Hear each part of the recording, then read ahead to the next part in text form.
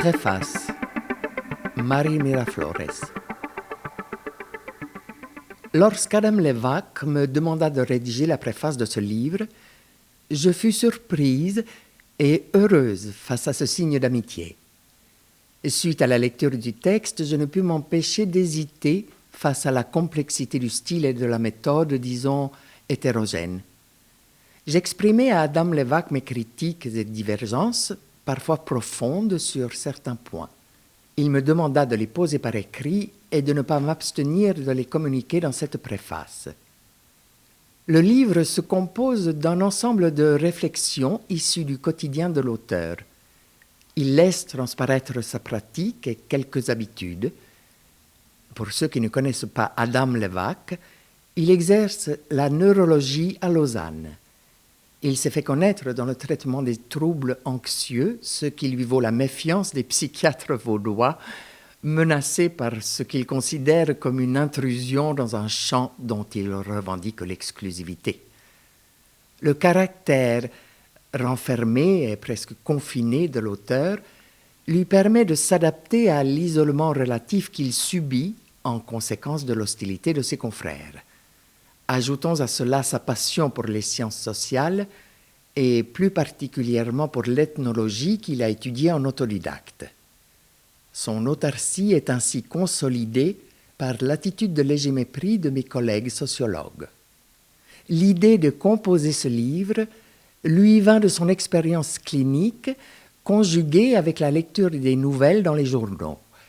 Il constata le caractère anxiogène de la rédaction des informations et décida d'entreprendre une recherche sur les rapports entre les angoisses collectives et individuelles. Ma première remarque vient du fait qu'il n'entreprend pas une analyse approfondie du rôle des médias sur ces états collectifs et surtout qu'il ne distingue pas ce qui est issu des médias et ce qui provient des phénomènes sociaux. Il dégage 6 sphères sociales aptes à déclencher l'anxiété systémique: la santé, l'économie, la technologie, l'environnement, la violence sociale et la surveillance policière.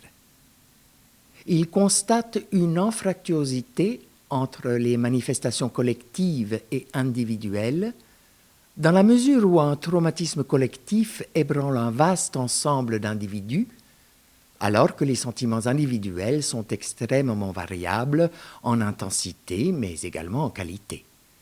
En effet, les sentiments peuvent être opposés selon les différentes positions politiques et selon ce qu'il nomme les différentes positions subjectives. Il établit un 7e champ susceptible d'engendrer l'anxiété de vastes ensembles d'individus, les fêtes de fin d'année. Le repérage de ce rituel occidental contraste avec des domaines tels que la santé, l'économie et la politique. Le rituel est saisonnier et relégué à une courte période de l'année, tandis que les autres structures agissent continuellement et sont pourvues d'un caractère potentiellement universel.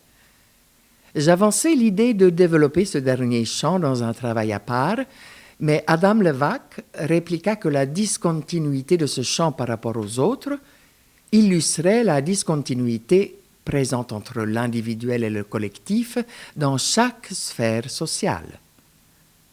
Ma 3e remarque concerne sa méthodologie, inspirée d'un procédé ethnologique connu sous le nom d'observation participante.